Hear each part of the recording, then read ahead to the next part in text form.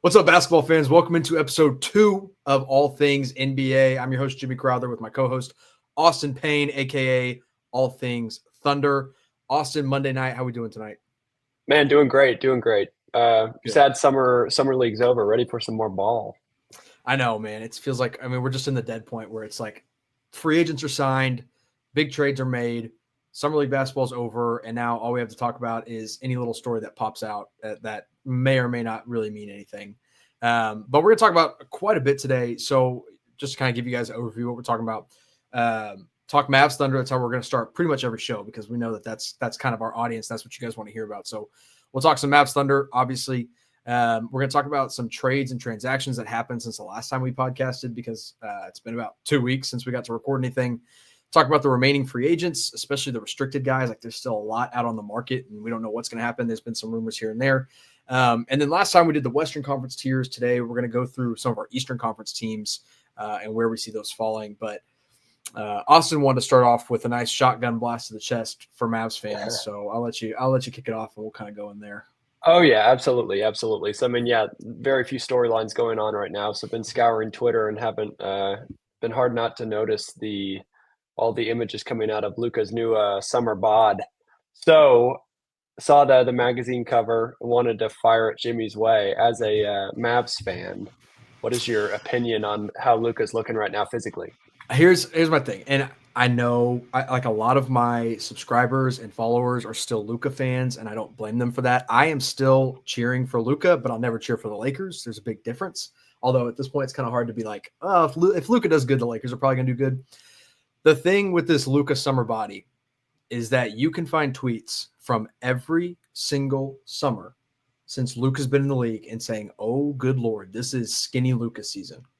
And I do think this time it's different. I definitely think there's a difference, because he has a different motivation than he's ever had before.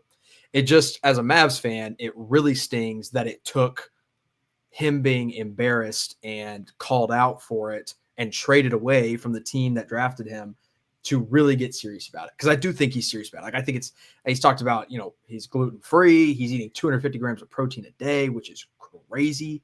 I bet his house stinks because there's so much protein going on in that house. And it just, it hurts that it took this long and it took him to get into it. But I think it's legit, but we're going to find out really soon, because he plays a lot of Euro basketball. There's games all through August with Slovenia, and that it's never leading up to that where I'm worried, because he always looks great leading up to that. And then during that play, he always looks great. It's the little gap between Eurobasket and the season starting that I'm like, what happened? What happened? Why are you slow coming out of the gates? So I don't know. As a non-Mavs fan, what is your outlook on? What's your opinion on it? Yeah, I obviously haven't kept up with how he's looked over previous summers near as closely as you have. So to me, this was like kind of impressive. Like, I think he looks really good, and I feel like shedding a little bit of that extra weight will probably help him on the defensive side of the ball a lot. But today I saw a lot of what you were talking about, with people tweeting out time-stamped, posts from previous years where he was looking good as well.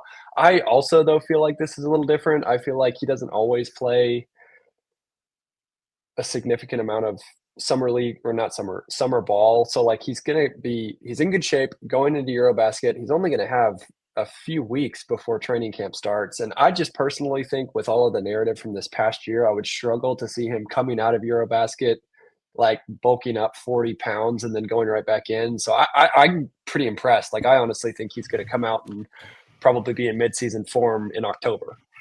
No, I think he will. And as a Mavs fan, it's like, it's weird, because I would say it's like breaking up with the ugly girl and then she gets really pretty all of a sudden after you break up. But it's not even that, because we didn't break up with him. Like, we got him sitting away. If Luka's the ugly girl, then yeah, I know. Gosh. Yeah, because that's the thing. That's what I'm saying. It wasn't our choice, and we never thought he was ugly. We always thought, even if he weighed 400 pounds, he was still putting up the numbers he was. And we could rehash the whole trade a million trillion times.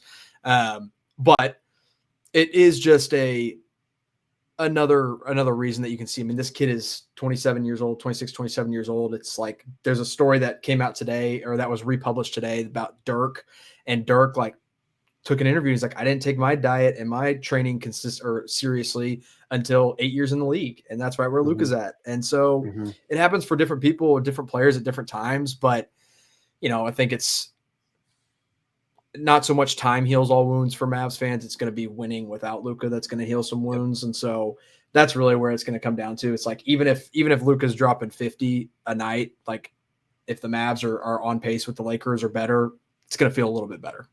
Totally. Makes total sense. Now, we'll shift to the Thunder here a little bit. You tweeted out something about, I'm not looking at the tweet right now, but you said something about OKC building an elite front court, or one of the best front courts in the NBA. And I gave you a little flack for it. And I think Mavs fans everywhere are going to give you a little flack for it. I mean, I agree. Chet is a special talent. And if you put him in any front court, it becomes a better than average front court. But if we're talking depth and we're talking players, I don't know, explain your reason, because you put a picture, I think, of Brandon Carlson in there. So totally. Go ahead. Yeah, well, let me start off. I was getting into it a little bit with some Mavs fans on Twitter, and I do want to qualify because some of them made a good point. Like I'm viewing this and making that statement assuming Chet's going to be healthy. Now that might be a big assumption to some people, and that's okay. I'm not really here to argue that. Like, if he gets hurt, he gets hurt. I tend to think that, yeah, he's skinny. He probably is more injury prone in some ways, but I also don't think he's going to take that kind of a fall on his hip every year. So I'm going to push that aside. I'm just going to say I'm assuming Chet plays enough games to be eligible for postseason awards this year. With that in mind, I think Chet is a top, as of right now, probably a top 6 to 7 center in the league with the potential to be much higher. So do we? Let me ask you this as an outside looking in. Yep. Do we call him a center because if he's playing next to Hartenstein? Yep. I think that Chet plays better at center. And I think that what you saw down the stretch of the playoffs this year was that when we got into crunch time, when the games really, really mattered, a lot of the time Dagnall went away from the two bigs. He would start them together a lot of the time, but he'd very quickly stagger them. And then we saw in the Pacers series that he completely went away from it as a starting lineup. I tend to think with the development of Cason Wallace that that's going to continue to be the case. Cason is too good to not start, in my opinion. And so it wouldn't surprise me if the starting lineup changed this year. Wouldn't surprise me if it stayed the same, but it wouldn't surprise me if it changed. So I'm considering Chet a center. I think all the numbers say that he plays better at center. So if your starting center is Chet, your backup is Hartenstein, your third guy is Jay Will, who stylistically can be really good. He can also disappear. And then you've got a guy in Thomas Sorber that basically every draft guy that I listened to said that he was the most well-rounded center coming out of the draft.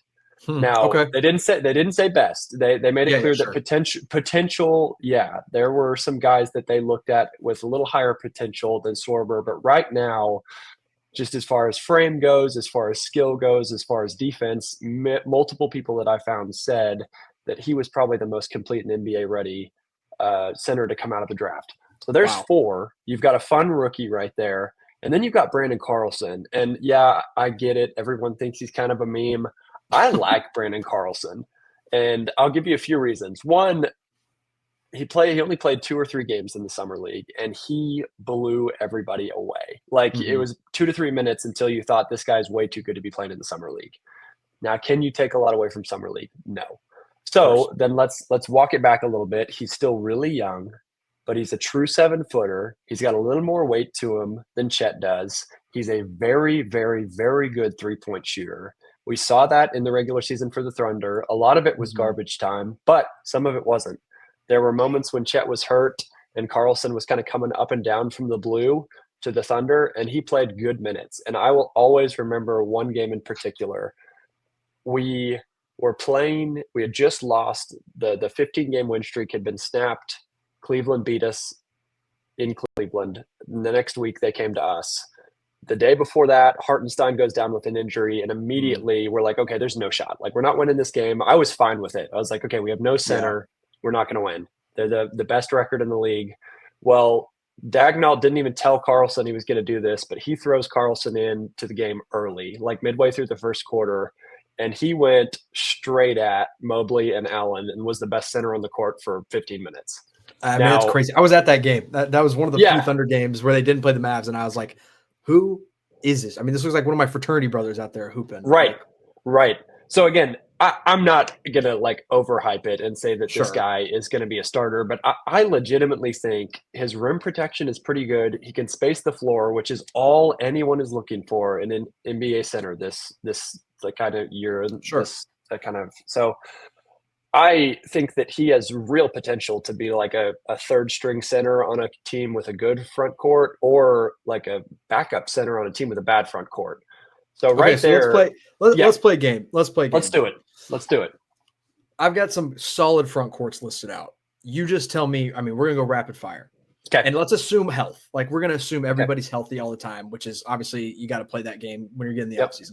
I'm gonna give you a front court, and you tell me if you would straight up trade everybody in the Thunder's front court for exactly this front court. Okay. Okay. I'm in. So I'm going to start off with my team, who I think is one of the top 3 front courts in the NBA. You're getting Anthony Davis, Dereck Lively, Daniel Gafford, PJ Washington, and I'm going to throw Cooper Flag in there because he's going to play the 4. Cool. I'm not even going to explain myself, and I'm going to say Oklahoma City. Oh my Lord, we're already off. That is ridiculous. There is no way you would take that. Now you can't explain yourself because I think that is ridiculous. Okay, I will just for this one explain myself, and here's why. You know how high I am on Chet. You asked me right before the draft, would I trade Chet for the number 1 pick and take Cooper Flag, and I said no. And that is not not a diss for Cooper Flag. No, I think you're he's high gonna on be Cooper incredible. Flag. You said it in our last episode. Yeah, totally. Yeah. So I'm extremely high on Chet. I'm high on Lively. I don't really care. I think Gafford's a good player. I think he's kind of towards the end of his career. I think AD's towards the end of his career. Wait. Did you say Daniel Gafford's toward the end of his career? Well, sorry, Austin, not end of his. No, my bad. Let me rephrase. Not end of his career. I don't see him being like a number 2, number 3. Well, maybe number 3. I don't see him being a backup center that's getting a ton of minutes for many more years. Maybe 3, 2, 3. But I think that is asinine. Okay, that's fine. But let me just tell you where. Ridiculous. No, that's fine, dude. Let me just tell you where I'm at. Maybe part of it too. I will admit I don't watch every Mavs game. That's fair. I probably don't even watch half. So I've. You just watched the 4 that we beat the Thunder in the regular season. Well, the three. Yeah. The 3 that you beat the Thunder in. I just am not. I'm just not a huge Gafford guy. Don't think he's bad, but it's whatever. So I like the youth of the Thunder's front court, and then I think, yeah, I don't know. I think like AD Austin, prime, yes, but I'm not there with AD. If you had this front court, I mean, AD is better than anybody on the entire list. When healthy, he is a top 5 player in the NBA. Okay. If you had AD, Lively, Gafford, PJ Washington, I'm not even going to put Cooper Flag in there. If you had that 4 instead of Chet, Hartenstein, J. Will, and Sorber, you'd win the next 5 championships. Easy. What's crazy is we're going to win the next 6 with these guys. I don't even know if it's worth going through the rest of this list if you just took OKC over Dallas. All right, how about this one? Denver. You get Jokic, Valanciunas, and Aaron Gordon. I'll take Denver. Okay. Milwaukee, you get Giannis and Miles Turner. I'll take OKC. All right, I'm not going to go there. I'm taking Keep going, dude. Keep going. I don't think there's Cleveland, Allen, and Mobley. OKC. Houston, Şengün, Capella, Adams, Jabari Smith. OKC. Minnesota, Rudy Gobert, Julius Randle, Naz Reid. OKC, easy. San Antonio, Victor Wembanyama. I'll just stop there. I'll take San Antonio. Okay. Toronto, this one's a funny one. I don't know. Pirtle, Scotty Barnes, Brandon Ingram. I'll take OKC. I think I'll take OKC on that one. And then I have a few more. I mean, there's a few more in here, like Orlando. Banchero's solid, but Wendell Carter Jr. and Gogo Batadze don't move the needle. Yeah. Here's my parting. Here's my parting shot on this. So I get I sound crazy, but I'll also fully admit I'm a homer. Here's where I'm at. I love Chet. I love Hart. I fully understand Hart might not be on the roster long. And then I'm crazy high on the potential of Sorber defensively with Chet. But he hasn't even played a game. No, I get it. I get it, man. I do. I really do. And I think I think you're also just like acting like PJ Washington is a throw in there. He's like no. I think ranking these. All right, let's do this. Let me do this. And I'm stuck on this for a minute. Do it. Do Okay, it. if you're ranking the best players when healthy of the group, and we're going to go Anthony Davis is in there, Dereck Lively, Daniel Gafford, PJ Washington. I'm going to leave Cooper Flag out. And then you're Okay. going Chet, Hartenstein, Jay Will. Okay. AD is number one. When Yeah, I would healthy, agree. Yeah, Anthony Davis sure. is the best player of that group. Chet's Sure. number two. Yep. I would put Lively 3. I would almost put – now, I don't watch much Thunder. I'd put Gafford above Hartenstein. I think Gafford See, is – I think this is kind of where we're missing because I think, and again, some of it might just be lack of watching. Like Actually, wait, hold on. Sorry. Pause. I'd put PJ as the next guy, next best player in that group. So I'd go AD, Chet, Lively, PJ. Yeah. Okay. So 3 of the first 4 are Mavs. Sure. See, I think that's just where we're off a little bit. Like I actually do think highly of PJ Washington. Like PJ's the archetype of a guy like I want. But I think we're just off with the Hartenstein, with the Gafford, and kind of with the PJ. Like I would put Hartenstein right after I'd put Lively, and I would put Lively above him just because I think he's super good and I think he's young and he's got a lot of potential. You would put Hartenstein above PJ Washington? I would personally, but again, I've watched all of 5 Mavs games, and last year, the second half of the year, I wasn't even sure they were trying to win. But here's part of the thing to me too. Hartenstein is one of 2 guys that Oklahoma City brought in, and what that guy did was push Oklahoma City over where they were before and got them to a title by addressing a really key issue, which was physicality on the boards. So I just personally love the fit of Hartenstein in Oklahoma City. I think that he's the best lob threat we've ever had in Oklahoma City. I think he's just incredible. I love the way he plays. Now, he didn't play super well in the last series, but all the way through the playoffs, I thought there were moments where he looked like the best center on the court. Not with Jokic, of course. So again, I fully understand it's a homer take. I get it. I just love these guys. I hope the comments are lighting you up right now. Dude, they will, and I'm ready for it. Because if you think Hartenstein is a good lob threat, if you watch one game of Daniel, I mean, Gafford and Lively, and even obviously Anthony Davis. I think I think people have forgotten how good Anthony Davis is because he was part of a Luka Doncic trade, and I'm not going to dive into a full AD rant here, but he in the play-in game when he was not healthy, and I know health is always a big issue, he scored 40 points. Yeah. And then the game, he won us the Atlanta Hawks. There's every game he just showed something different. And I think this year, go ahead. I feel like his debut for you guys was one of the most impressive center performances I'd seen outside of Jokic in forever against Houston. I'm very excited. I'm with you. I think AD is unbelievable. I just think, again, part of why I'm taking this is youth. It's part of why I buy into the Thunder so much as a whole anyway, is that they just won the title and they did it without many of these guys being at their peak. I personally think the biggest leap left on the Thunder is for Chet Holmgren. And if Chet does that, I think Chet is a potential top 3 center. Now, I'm not saying he will do it. I'm just saying if he will, and he's shown flashes, I'm going to bet on that guy 100% of the time, especially with how important the center position is getting. And everybody wants a center like Chet on their team. So it's not, I get it. I probably objectively, if I wasn't a Thunder fan, would answer that differently. But I love this group. I love this front court. I'm a huge fan of their potential. Golly, I can't wait to watch our front court just put you guys in the ground next year. Dude, I can't wait till no one on your team can dribble. We're gonna get into so many different side points if we don't move on from here. But all right, look, we talked about the front courts. I think you're absolutely crazy. I think that it is a good front court. Let me ask you one question. Okay. So obviously we disagree on the Mavs. That's completely okay. I'm willing to hear that. So talk to me. Look at OKC's front court. You run through a few of those. Who would you take above OKC's front court?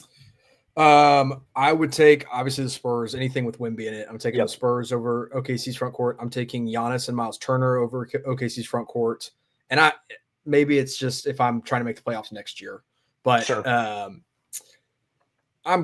the Cleveland one is interesting. I mean, you have Evan Mobley, who was Defensive Player of the Year, but Jared Allen is a guy that I don't know if I can play him in the playoffs on a regular basis because he just doesn't stretch the floor. That one's pretty close for me.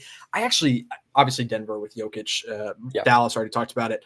Atlanta's interesting to me because Porzingis is like the same archetype as Chet, but doesn't have a ceiling there. And then I love Jalen Johnson, and I really like Onyeka Okongwu, but he still has some room to grow. And then Houston, it depends on what Jabari Smith can turn into. Mm-hmm. And if you want to call KD a power forward, I don't know. But I just don't love Şengün. I mean, I watched Şengün last year in the playoffs turn into, I mean, it looked like some of the worst basketball I've ever seen. Yep. The Minnesota, like the threesome of Gobert, Randall, and Naz Reid is more overall talented than I think all of OKC's combined. But Chet and Hartenstein is a better playoff, like deep run duo than I think a Gobert and Randall are. So I'm close on that one. I only listed like ones I would take. Like I'm not taking Walker Kessler and Lauri Markkanen over what OKC does. But right. So really, our big difference is Dallas and Milwaukee. Yeah. And well, no, we both agreed on San Antonio. So yeah, that's probably where I'd say the for sure's, and then the rest of them I think all have a case. But sure. Okay, I can take that. So front courts. I'm sure we can dive into more position stuff as the offseason goes on, because now we're just sitting and waiting for basketball. But, things we didn't get to talk about last podcast because they hadn't happened yet. The Clippers made two big moves, big relatively speaking, but Bradley Beal gets bought out from Phoenix. Chris Paul goes back to the Clippers in what could be his last season. There's rumors now that he's going to try to keep playing, but I just don't know how. I said it on the Mavs podcast, my last All Things Mavs podcast. I think the Clippers are, like, on paper, a very dangerous team. They should be like the 4 seed in the Western Conference. I think they're right below Denver and Houston now, obviously in OKC.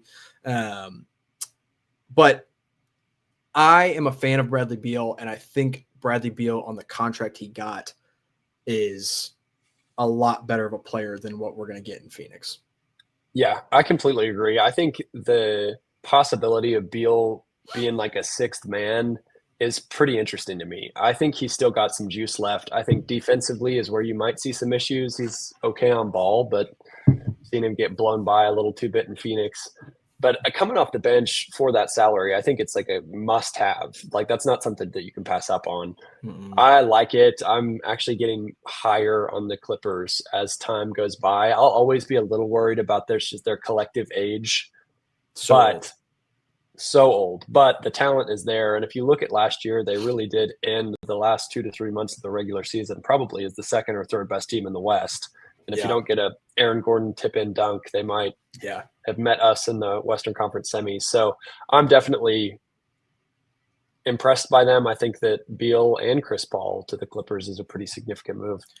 I think the only problem is you're asking a lot of Kawhi on defense and you're asking a lot of Zubats on defense. And those are both great defenders. I mean, Zubats is, I think, one of the most underrated centers in the league. But, like, if you're starting Harden, you're starting John Collins, who's an iffy defender. Is Beal going to start? Is it going to be Harden, Beal, Kawhi, Collins, Zubats? I think so. Like, I think that's what I would do. But I mean, it's really hard to tell. But I will say the thing that you just mentioned about Zubac getting maybe a little too much defensive, assignments put on him. Now, at least he's got Lopez to back him up. So I think you got some potential for him to have a few minutes of rest on the bench, especially during the regular season. And then you just hope you don't run up against Jokic in the first round of the playoffs again. Yeah. I mean, I think if they're healthy and if they're all playing, I think they're a top 4 seed in the West next year. And I said on my last show, I have the Mavs as 5 seed. So I think we're going to get another Clippers-Mavs first round matchup. I wouldn't be shocked to see it. But other thing that happened, I think the Ayton thing had happened last time we talked. Yep, we did. And we're both kind of whatever on that, like good, better than what they had, but nothing crazy. The one that, especially for me being an Oklahoma State boy, Marcus Smart goes to the Lakers on a buyout. And of course they just luck into another like solid piece. Now, here's my thing on Marcus Smart. Look at his games played the last 2 years. Last year, I think he played 20 games. The year before that, I think he played 25 games. Like, he is not the defensive player of the year that he was in 2019 or whatever it was when he won it with Boston. But again, it's another better than anything they had. And he's a guy that I think anybody can play next to Luka, but he is a guy that can definitely play next to Luka. Well, and I'm curious. I don't actually know the situation. When he ended up in Washington last year, was he injured or did they just not play him because they were tanking? It was probably a mix of both. It was like he was slightly injured. He probably could have played if they were playing for anything, but like, why would you play for anything if you're Washington at that point? I'm Yeah, super high on this move. Like, I think for yeah, what you gave up, he is, like you said, he's not the defensive player of the year anymore, but you have to do some serious covering up with a team of LeBron James and Luka Doncic defensively. And I think Marcus Smart goes a long way to do that, especially if Luka is able to just give a little more effort defensively and he's in a little better shape and able to do that. I think with Smart, the Lakers, they still have a depth issue, but now they're a team that I'm looking at in the West to make a little bit of noise with the talent they've got. yeah. Also Reeves. I mean, it's. I think you have to start Smart, and you have to I go. I, I I guess. agree. I, I I think you almost go Smart, Luca, Reeves, LeBron, Aiton, and yeah, Smart's got a heavy load on his plate for that one, but we'll see. I think he's up to it if he's uh, healthy. yeah, I mean this is probably a crazy take, but I almost think there's a world where you should bring Reeves off the bench. I I just don't think he'll. I mean, he's due for another contract. Yep, He's not gonna accept it. And if he I does, you're agree. gonna make him mad, and you're gonna have to trade him at the deadline. No, I Like agree. That's totally I don't fair. think it happens, but we'll see an OU and Oklahoma State guy on the court sharing a starting lineup next year. That could be. I don't know if that's ever happened. I can't think of anyone else at Not that I OU. can think of off the top of my head, but I'm sure there's it's somebody out exciting. there that. Yeah, good times. Yeah, let But us the let other us know in the thing, comments. yeah, we're probably forgetting somebody. But the other thing that I think could be interesting that's been a little overblown because Mark Stein just posted a piece, and I trust Mark Stein with my NBA info Mhm. life. Um, there was talk about the Bulls not being able to trade Vucevic. If they can't trade Vucevic, then they're just going to buy him out. That was way overblown. It doesn't Yep. sound like they're actually going to blow him out. Blow him out. They're gonna buy him out. It sounds like they're actually going to hold on to him until the trade deadline and then see if they can move him by then. And it's crazy to me that they can't move him because I mean he's a 20-10 guy still, even though the Bulls stink. But if he were to get bought out, it's almost you almost have to lock in. It's either the Lakers or the Warriors that he's going to at that point. Yep, absolutely. No, I don't get why they can't get rid of him. I mean, we've seen way worse centers moved this offseason for more. So I just, yeah, I don't get it don't understand it for the life of me. But I think he's a guy worth having. I think him at Golden State would be something that starts to scare me a little bit. Because even if Golden Yeah. State, Horford, I'm not that worried about Golden State with Horford, but I would think Vucevic to Golden State makes quite a bit of sense. Vucevic moves the needle a little more for Golden State than Al Horford does. And then still the reason, and we'll kind of transition to our free agent discussion, but like the reason the Warriors haven't made a move is because this Kuminga thing has just not been wrapped up. They can't figure it out. He wants more money than the Warriors are willing to pay him, and more than I think most teams should be willing to. I don't think he's that good. I'm not high on Kuminga at all. Am I Yeah, crazy? no, I don't think you're crazy. I was actually hoping you could convince me to be high on Kuminga. I Yeah. think that he shows flashes at times, but no one like the narrative's out on him. If Kerr doesn't like him, yeah, he might be athletic, he might offer something that a lot of players don't have, but that's not the kind of guy that I think people are going to be jumping at the opportunity for, especially if he ends up with a slightly higher contract than the Golden State Warriors think he's worth. Well, and the only team that really is like interested in it, well, there's two teams. It's like the Suns and the Kings. And the Yep. Kings have to be like the wasteland of players that don't make a lot of sense in today. Like Zach Levine is a chucker and he's athletic. That's about it. DeMar DeRozan is a mid-range king. Nobody needs mid-range guys anymore. They're getting Dennis Schroeder. They're overpaying him to run point for them. Domantas Sabonis is a back to the basket, like rebound center guy. Mhm. And then what they're going to go get Kuminga. Like that team just, I don't know what their vision is. I Yeah, guess if you can it's almost like they want to win 40 games a year. I know they're like the Hawks of the West. Now the Hawks have Yep. gotten better, but the Hawks of the West in that they're just gonna be in the play-in every year for the next 3 to 5 years. Yeah, Um, they're the Western Bulls. yeah, Bulls. That's a better team. Speaking of Bulls, another restricted guy, Josh Giddey. Sounds like I still think he ends up going back to Chicago. It's just crazy to me that none of these like Josh Giddey, Thomas, Jonathan Kuminga, Quentin Grimes are all restricted guys that just can't seem to close a contract and go back to where they were going to be. Yeah, the Giddy one is extremely weird to me because I don't see why they're not offering him basically whatever he wants. They knew in trading for him that they were going to be in these discussions 1 year later, and you don't trade Alex Caruso for a 1 year Josh Giddey rental. You have to think that he's got something worth building around, and I think he does. When he got Yeah. starting minutes towards the end of the season, I thought he played extremely well. I like Josh Giddey. He has flaws, but I think that he's the kind of guy that if you're trying to build around and build a team in Chicago, he's the guy I would get. Well, and they traded Lonzo Ball, so they still have Yep. like that's not that Lonzo was playing a ton of minutes or anything, but that's another point guard that's on the team. I think they got to figure out something with Kobe White. I would love Kobe White in Yep. Dallas. I think every Mavs fan would, but I just don't think they're going to trade him. Cam Thomas, not going to spend a lot of time on him. He's a guy that wants starter money and big star money, and he's a guy that's only ever put up big numbers on a bad team. I think he'd be a great six man on a contender, but it just there's no team that can give him money. So he's not going anywhere. Quentin Grimes, I think, deserves to get paid a little bit more. I think as Mavs fans, like we see now why they had to trade him because he's expecting to get like $25 million. And the Mavs, if they had signed Quentin Grimes or kept him, didn't trade for Caleb Martin, like they would have been in a pinch trying to keep Quentin Grimes around. Let's get to the more interesting one. There's 3 point guards still in the market, unrestricted guys. Malcolm Brogdon, Russell Westbrook, Ben Simmons. Rumors swirling around Ben Simmons potentially going to Boston. The only one I want to spend time on right now is Westbrook. Like, why? Let me ask you this: Chris Paul back to the LA Clippers, Dame back to Portland. Why is nobody at least thinking about a Westbrook back to OKC reunion in these twilight years? Well, somebody's thinking about it, and it's me. I am obsessed with the idea. I think it'd be very fun. Obviously, you'd need to clear a roster spot, but I'm fine giving Isaiah Joe away for Russell Westbrook. Realistically, Russell Westbrook is probably not coming back to Oklahoma City, as hard as that is to stomach. But I don't, for the life of me, understand why there's not more of a push for him by a lot of teams that need some ball handling. I thought he had overall a pretty good playoffs. Russell Westbrook is the most hot or cold player on planet Earth. He's been like that since he was in Oklahoma City in his prime. He had crazy games where he did crazy things, but he's still got a lot of what made him great. He's still somehow pretty explosive athletically. He does make dumb decisions still, but I thought he played an unbelievable series against the Clippers. And I just, can't figure out why no one's jumping at the opportunity for that. Yeah, I think the favorites to land him are the Sacramento Kings again. I mean, they just keep popping up with all these random free agents. I would hate for him to be in Sacramento. I just don't think it'd be very fun to watch. I still think the team that makes the most sense for him, I don't think it's going to happen now, is Milwaukee. I think he'd be awesome in Milwaukee, even though they got Cole Anthony. I do think he would be great in Milwaukee, but it doesn't sound like it's going to happen. But that kind of lets us talk about the Bucks. We're going to get into this final little segment here.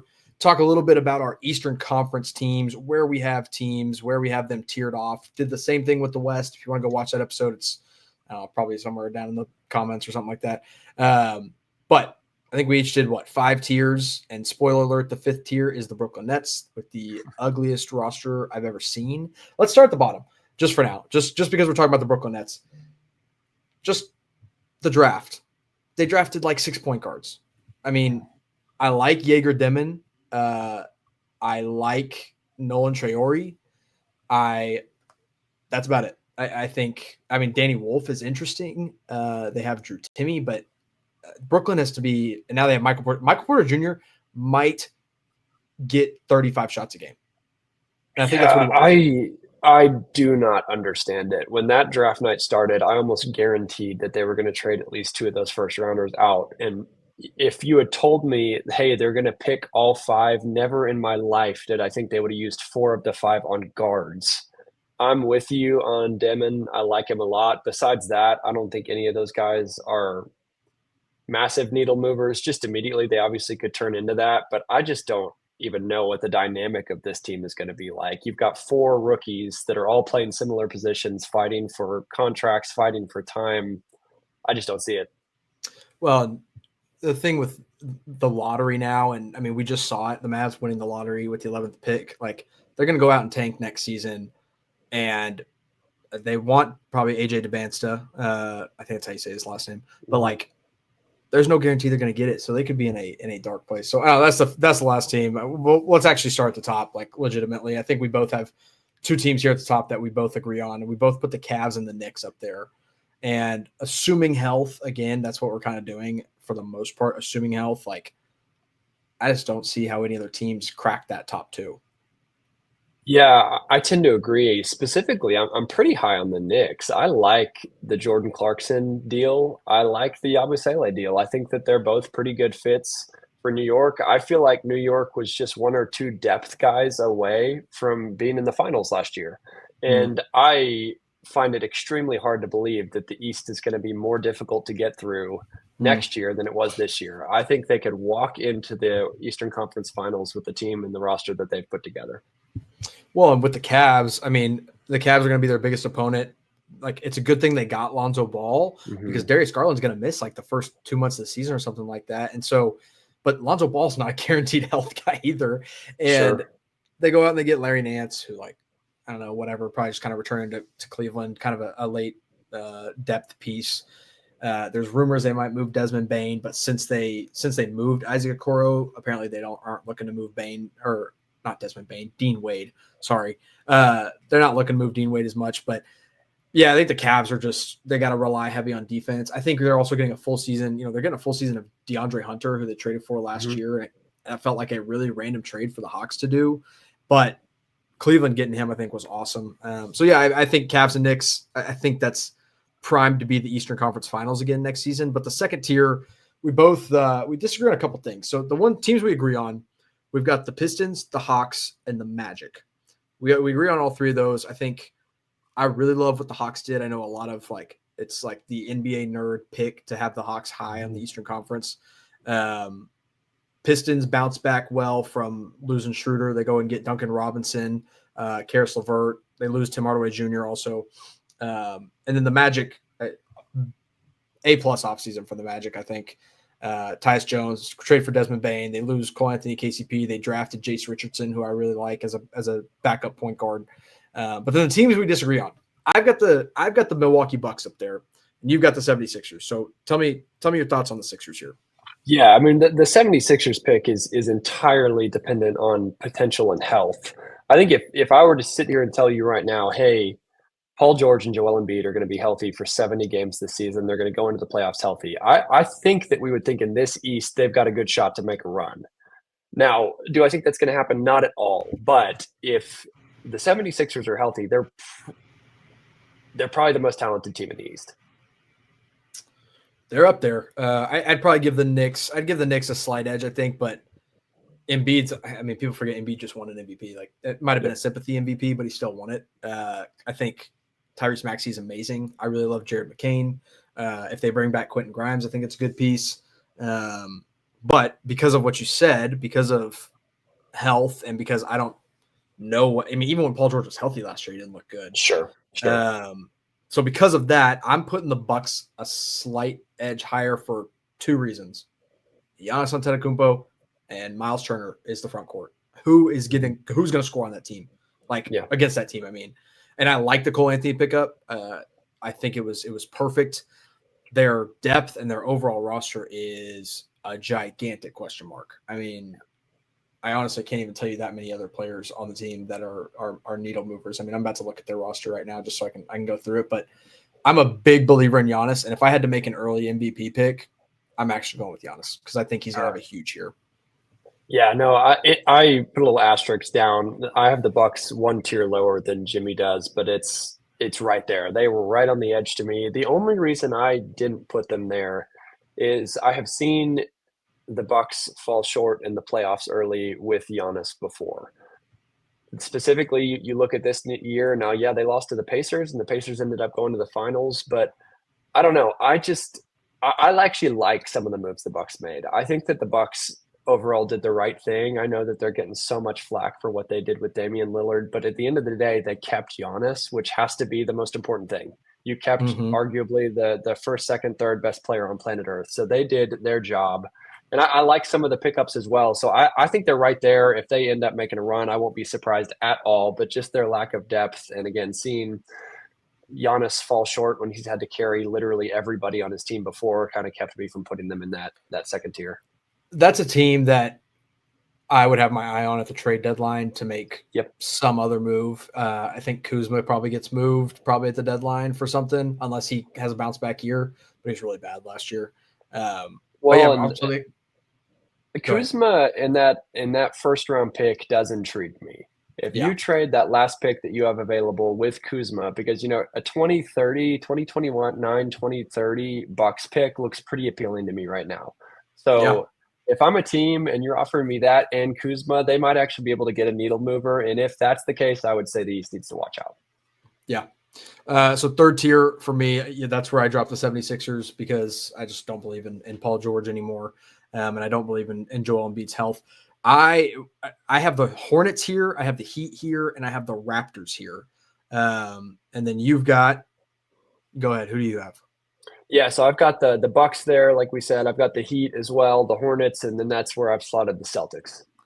Okay, so let's spend a little bit of time on the Hornets because I think we're both decently high on the Hornets, at least being a third team. I think they should be a play-in team, all things considered. Like, they have a very interesting team. They had a very fun offseason, a very white offseason. They went and got Con Knipple. They got Pat Connaughton. They traded for not Gordon Hayward, Pat Connaughton.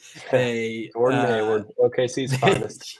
Yeah, they brought Mason Plumlee back, and then there's one other little move they made. Then they picked up Colin Sexton, and then they drafted Ryan Kalkbrenner too, who I think is solid. So that's a team that hopefully they can just put it all together. It just depends on if LaMelo Ball can keep his head on straight and play winning basketball, honestly. Yeah, I'm very high on them. I think they had one of the best drafts that anyone had this year. Yeah. And I think that the key, like you said, is LaMelo Ball's health. I now think they have pieces that they can play around him, but LaMelo's got to be there.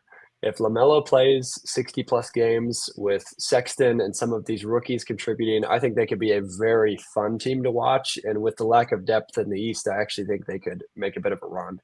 I think so too. Also, Brandon Miller. I mean, Brandon Miller went out super early last season. I think he's going to have a good bounce back year.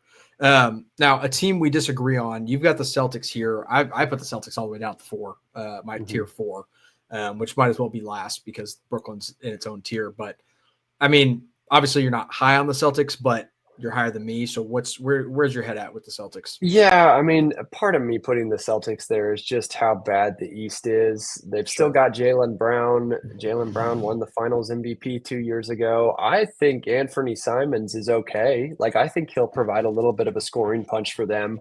I just think with as weak as the East is, and you've got Derek White, you've still got Jaylen Brown, you've got Anthony Simons. Yeah, there's very, very, very little depth. You lose basically your entire front court.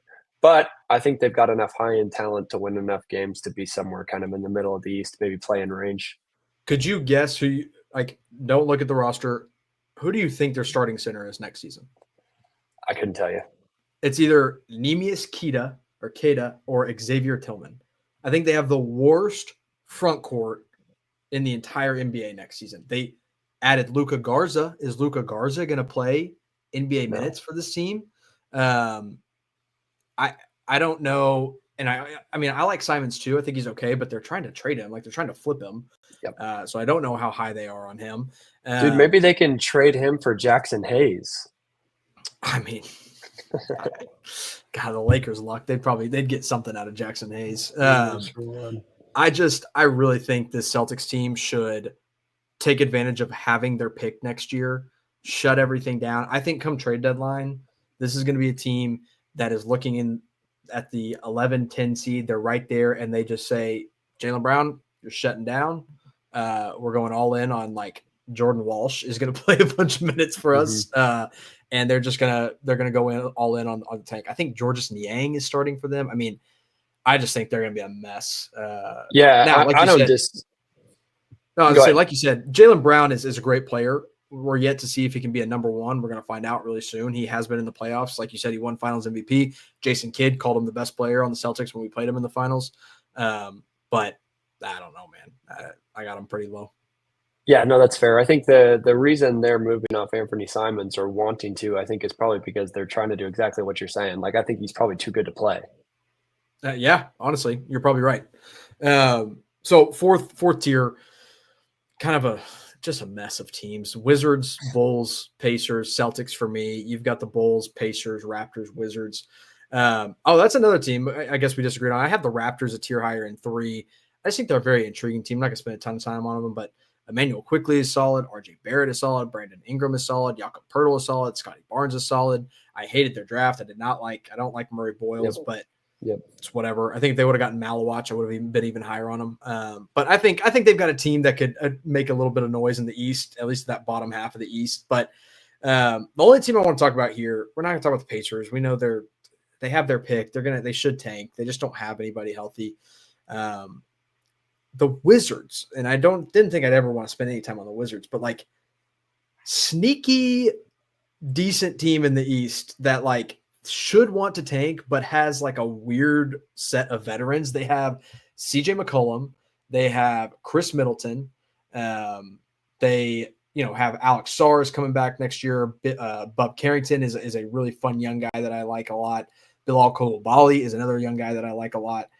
They go out and got Malachi Branham, AJ Johnson, Marvin Bagley, Justin Champagnie. Like, again, Corey Kispert is another guy, but like if Smart had stayed there, I would have been like, this is a weird, like a starting five with Smart, CJ, and Chris Middleton is like a bunch of savvy vets that could have made a little bit of noise in the bottom of the East, but they shouldn't want to win is their thing. Yeah, no, I agree. I actually think they'll be a very fun team to watch. I'm Yeah. looking forward to watching the Wizards, and I actually like what they're doing. I think down the road, I think there's potential for this team in the future, but a whole lot of interesting kind of one-off pieces to me that won't put them above, 20, 30, 40, or 34, 35 wins. Which ironically might be enough to get them in the play-in in the East. But it sure might. Hey, I do want to ask you one thing. Yeah, hit me. This is just something I've been thinking about. Are the Pacers just toast? I feel so bad for Pacers fans because their owner finally says, hey, I'm willing to go into the luxury tax. I'm going to pay the tax to keep this team together because of how deep they go. I totally understand that you would be paying the tax unnecessarily this year because of the Halliburton injury, but they let one injury and one guy being out for an entire year release Miles Turner, who I think is hands down a top 3 player on their team. And now it's the Pacers themselves have shown how hard it is to get back to the finals. And now I don't know. What do you think long term? I just feel very bad for them. I think a lot of people. I mean, Siakam is a really good number 2. He's not going to be a good number 1 next year.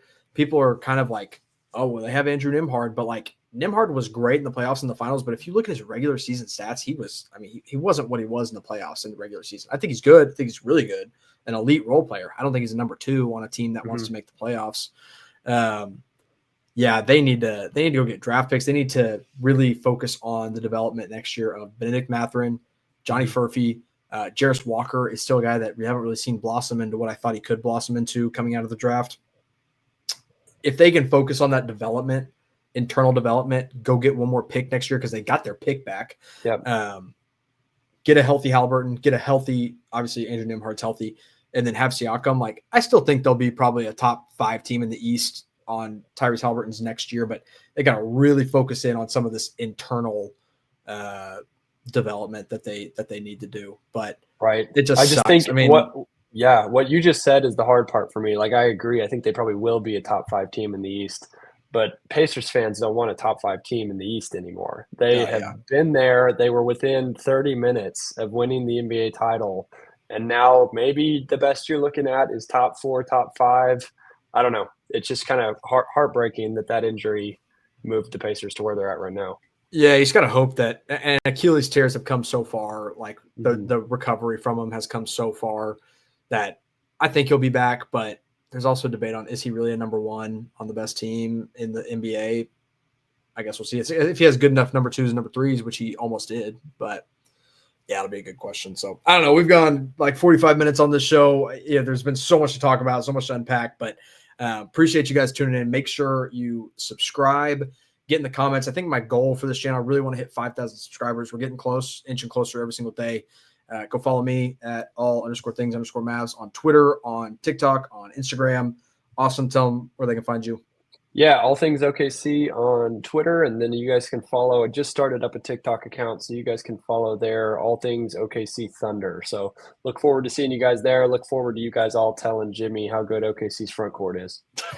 All right, basketball fans, talk to you guys next time.